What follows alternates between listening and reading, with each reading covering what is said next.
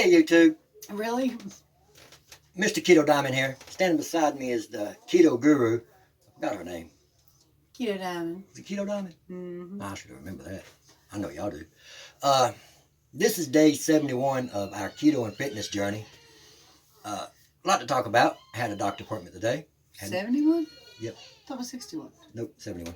Huh. Had a doctor appointment today. Had my first appointment with a visit with a therapist. Car got put in the shop. We're going to talk all about that. We're going to talk about if we went to the gym or didn't the day before, yesterday. But first, like, subscribe, share, ring that bell. Really, I can't stress it enough. Sharing helps the channel so much. And it really does. So It does. Don't forget to share. All right, Tom. It's time.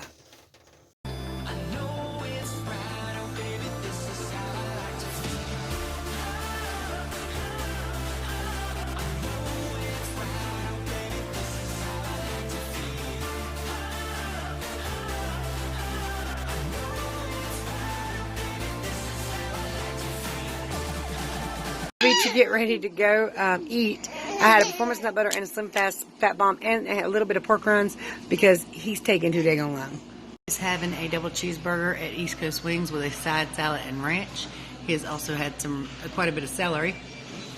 Came home from East Coast Wings and had some strawberries. 11 to be exact. This is one food that even if it kicked me, I would still eat it. I love strawberries. Fortunately, they don't kick me. Alright, so today's a good day. I am very optimistic about life now. Very. I had a doctor appointment. He made some changes that I'm happy with that might actually work out. Time will tell. I had my therapist. We had a good first visit and I was very satisfied. She gave me some great ideas to work on and work with. And then we put the car in the shop and it came up cheaper than what we expected, but I feel a little bit like a dumbass. Why, honey? Why? I will get into that. First, my doctor visit. Okay. Well, let's start out in the order it went. Therapist. My first visit with her. Really nice lady. I really, really like her. She's easy to talk to. She makes everything simple, and I didn't have one issue telling her anything she wanted to know and everything I wanted to accomplish.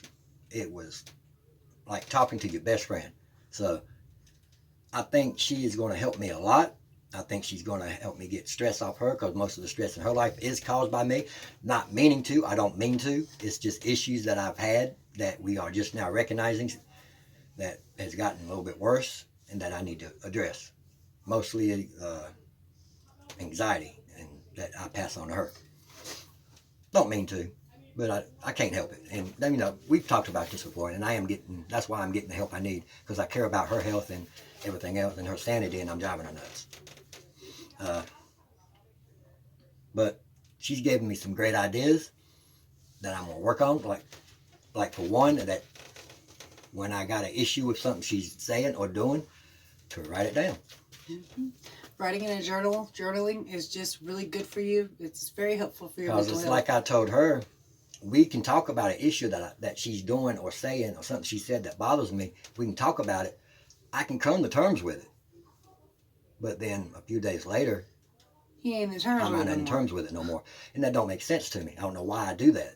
And I don't know why it happens. And that's what my doctor's got me on medication for. And that's what the therapist says. Well, she's explained some of it. It's because of the way I was brought up and the dramatic childhood that I had, that I had some of these issues, and that I just that was my defense to protect myself. And as I got older and other things started happening in my life, they reemerged or gotten more dominant, is what she put. And she told me I was on the right track with the things I was doing to try to control it and to try to get it under control. She said I just needed help to get me over the edge. And that's where she's going to come in. And I am very optimistic that she is not only going to be able to help, she's going to do more than that. I am very happy with her. So, that's got me in a good mood for the day. Mm-hmm. And then I went to my doctor, which was right after that. In the same in building. the same building. So I go in there, and he asked. Well, the visit was for the Zoloft that he put me on, but I made it about my back mostly. But I told him the Zoloft wasn't doing much. But I also told the therapist that, and they both told me to keep taking it because it couldn't take up to 6 weeks before you notice any behavioral changes. So, but he prescribed me something else because I told him it was not doing nothing. We were still having the same issues. I was still getting all the anxiety. I was still not eating. He prescribed me something else for anxiety that he says Buspirone? Buspirone, that will cut into the anxiety immediately. So I'm now taking that. We'll see. She'll keep a close eye on me, make sure I ain't got no behavioral issues or anything to worry about. And the therapist told me the same thing. If I have any strange thoughts, to call her. Don't matter what time.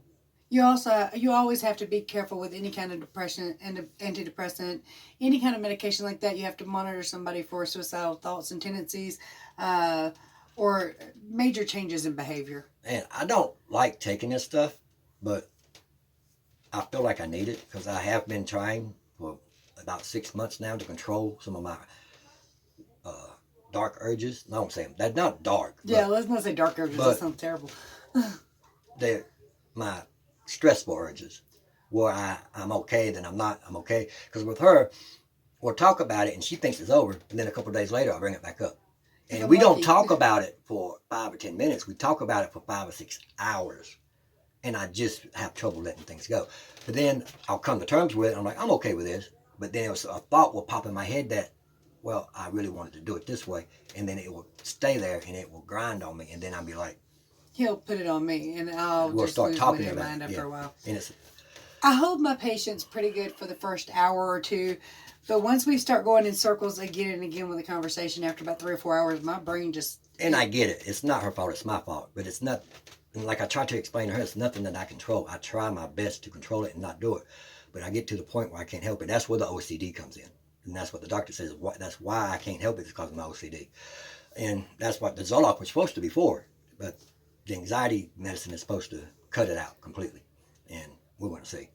But then I told him about my back since coming back from Gatlinburg, that it has gotten worse. The Tramadol was not working. And then when it did work, it only lasted for a couple of hours. So he has now taken me off of Tramadol. He told me to take it, to finish out the bottle I got, to take one a day just to come off of it so I don't have no withdrawal, which I'm not going to have no withdrawal symptoms anyway because I'm not addicted to it. I've come off of it before. He's had to because they'd forget to fill it or something like that, so and you'd just be in pain. It's nothing like that. I'm not addicted to it, and I can come off of it like that. But he put me on gabapentin that he says should help with nerve pain. Yeah. And considering he thinks that my pain is mostly coming from a pinched nerve, and I've taken it so far, and right now I feel 75% okay, maybe 90%, somewhere in there. I got a little bit of pain, a little bit of pressure, but it does not hurt, not one bit. Not what I consider hurt, and I feel pretty good. So I'm happy about that. So the doctor gave me some good news. The therapist gave me some good news. I'm happy. I'm excited. I'm singing. I'm so glad because yesterday or the day before it was my life sucks, my life sucks, my life sucks, and this is a much better change. Then we dropped the car off after it's cut off about 4 times getting it there. When we go eat, went to go get my medication filled, went back. Guy said, now, good mechanic. From now on, this is who we would be going to because I really think he did a good job with us, and he was very honest. Yeah. Because he could have charged us a buttload of money, and we would have not known. And you'll see why here in a second. So we drop it off. We go back. He says, well, you got some good news and got some bad news. He's like, oh, boy. Yeah, really? So we don't want the bad news. Yeah, well, it's not really bad. Well, kind of, but not really. Thank you. He said, we ran your codes. It did not come up with a purge valve code. It came up with... which is weird because that's what it had been coming up with. Well, that's what it said when we... Yeah, when we first last did year. it, yeah. So maybe that code just didn't clear and it was fixed. Yeah, maybe it was the oil too then. Mm-hmm. And, you heard what she said. I'll get to it, what it is in a minute. And he said, well, what it was reading was the throttle body and the bowels code. So and he said, confusing. evidently, when I go pick a car out, I got to pick the unique one out that has a unique engine that's never been done before. Our Ford Focus was like that, and now, evidently, this one is. Evidently, the bowels and throttle body is run off of oil pressure, and the car was 3 quarts low on oil. I feel like an idiot. But the oil light never came on, not one time. And she's told me, now it's all my fault. I take 100% blame for this. I should have checked the oil, because she has told me, don't trust that sensor. You know, it didn't come on the Ford. Nope. But On the Focus, it blew up the car because the oil was gone. But for whatever reason, I was trusting that sensor, and I did not check it. Never trust the sensor. I don't care if you've been driving that vehicle for 25 years. Don't trust that damn sensor. So he said, we didn't do the smoke test. We put 3 quarts of oil in it. So it's $35 for the diagnostic and whatever the oil was. And of course, you know, being a newer car, I only use a synthetic. So we got out of there with $57, which the smoke test was $55 by itself. And if it was that, and whatever, that was just the test. Yeah, it would have been. We had to fix. It would have been at least $100. He could have charged us for that. He could have said, well, since you needed a smoke test, we ran it. We didn't find nothing. Then we ran your codes, and it didn't have that on there. And he could still charge us. Now it would have been our fault. And I would have paid it because we told him to run it. Yeah. But the dude did us good. He's like, you didn't need that smoke test. It's not reading that code. And this is what we did. And your car ain't cutting off now. I tested. Because before, if you got on it or hit the brakes, went around the curve too fast, it would cut off. Yeah. I gave it hell on the way home. I was getting on it. Now, I want y'all to know we're not 100% trusting this because it could be something weird and wonky going on. We will know either later tonight or first thing in the morning. When the next time we get in it, I'm not going to warm it up. We're going to jump in, which I'm pretty sure it's fixed because my remote start works now. Before it wouldn't. It would start and then cut off. I tried my remote start. It cranked up, stayed on. But we're going to try it tomorrow. I'm not going to warm it up. We're going to jump in it. We're going to go. If it does not cut off, not one time, it is fixed. That Most I know. likely anyway. I know that for 100% sure. Because if you jump in that car without warming it off, it is 100% guaranteed going to cut off on you. 100%. I just can't believe the oil was causing the problem the whole time. I couldn't either. And he said that was kind of odd for that. Why that engine is unique. Most cars don't run like that. He said, but this one does. Luckily, he was smart enough to realize it. Yeah. Because another mechanic might not have seen that this car runs on oil pressure. I gotta say, your wife's a little bit smart too. Yes. She was the one saying check the damn oil. Yes, my wife's a genius. But I've always told her that. And that's why she's got a big head. Mm-hmm. Oh, and he also told me I did good with the therapy thing because you know I tell folks on my channel. I will tell her. Okay, you do it. She's very smart. Y'all should definitely listen to her. Go check her out on her channel. There's a link in the description. She is the smartest person I know that's not a doctor or a therapist because she knows about as much, not as much, but about as much. I have a pretty high IQ. I want y'all to start taking 15 minutes out of the day to do something you want to do. Pleasuring to you. Color in a coloring book. Draw. Read a book. Write in your journal. Watch a little TV. Something just to clear your mind. I will say not the TV. There's a reason. Oh, okay. Not the TV. Well, no, I think people would need to know this reason. If you watch TV, stuff with drama or horror, those emotions actually bleed over to you, and your body, while you're not actually experiencing that, your body experiences stress from watching stressful events on television. No TV. Play a game. If you're into games, play a game. I need to do a video on that one day because it's actually very interesting. But just take 15 minutes out of time and spend it on you. That's what I'm going to start doing. My therapist suggested I start drawing again. I'm actually a quite good artist. Used to be anyway. She's seen. I can draw pretty good. Hanging up in there. But I haven't done it in probably 20 years. And I really don't have the room or space here to do it. So I don't know if that's what I'm going to do. I might pick up one of her hobbies and color in a color book. Or I might just get back on my games for about an hour a day and make that my really... We're going to talk about it and figure it out. I think you should color. And that's actually what I'm leaning towards. I really don't want to get back into the game. I do still play my games, but right now it's occasional. I might play it for an hour, and then a couple of days I won't touch it. And then I might play it for 3 or 4 hours, and then a couple of days I won't touch it. And just so you know, I mean, I don't know if you want me to tell him this, but he had quite a severe video game addiction, which is why we don't kind of want him to go hardcore gamer. I started, I think, and my therapist agreed with me when I told her about it, that I got into the games to get away from reality. The reality sucked and the games didn't. And I had so much to go on in my life at such an early age. And I don't like blaming my mom, but she really messed me up. And then my dad, he did good as he could, but not in the beginning. So they both played a role in making me who I am, but she kind of did a little bit more than any one of them. Well, I've been babysitting you for 30 years. So she said it's going to take some time. Yeah. But she says I'm on the right track, and she says I'm going to be a lot easier to work with than half her patients because I already knew what I wanted. I already knew what I needed to do. I just didn't have the tools to get there. And she said she can give me the tools to get there. That's excellent. That's excellent. And I'm happy about it. Like I said, for the first time in probably 6 months, I am very optimistic and think things is going to be okay. Early March in North Carolina, I'm already sweating my butt I off. am sitting here sweating. I know she's wanting me to end this video, but I'm keeping it going on purpose so she sweats. All right, so again, take 15 minutes out of the day, spend it on you, whatever it is that makes you happy. Read a book, whatever. Spend it on you. And take another 15 minutes out of the day. Or at least a minute. Or at least a minute. And spend it on somebody else. Give them a compliment. Let them know they're doing a good job. Make them smile. Make them feel good about themselves. That goes a long way.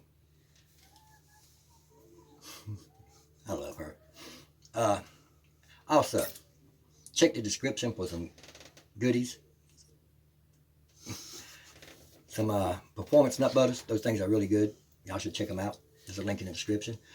Some Orgain keto protein powder, which is what I'm going to probably switch to instead of the Equate, because going by Thomas DeLauer, they're a lot more healthier than and a lot more effective than what I'm drinking. So I still haven't watched that video, but I want you to watch that for yourself. I am. So I've just been really busy. He had a lot to say about it and some really good information. I'm probably going to watch it after I upload this. Also, my email, her email is in there. If you want to email us for any reason, when you want to ask me any questions, just shoot me an email, see how I'm doing. But if you want to see how I'm doing, add me to your Facebook and talk to me there. My link's in the description. Also, site that she designed totally on her own. She upkeeps it. She pays for it. She updates it. She adds everything to it. KetoDiamond.com. It's got a complete keto foods list. It's got beginner's guide. It's got success stories. Go check it out. It's got a lot of useful information. And photos. And photos. So, again, we do plan to go to the gym today. Come back tomorrow to find out if we do. We got a lot going on, so we don't know if we'll make it. That's never guaranteed. Y'all know that, but we're planning on it. Y'all have a good day. We'll see y'all tomorrow.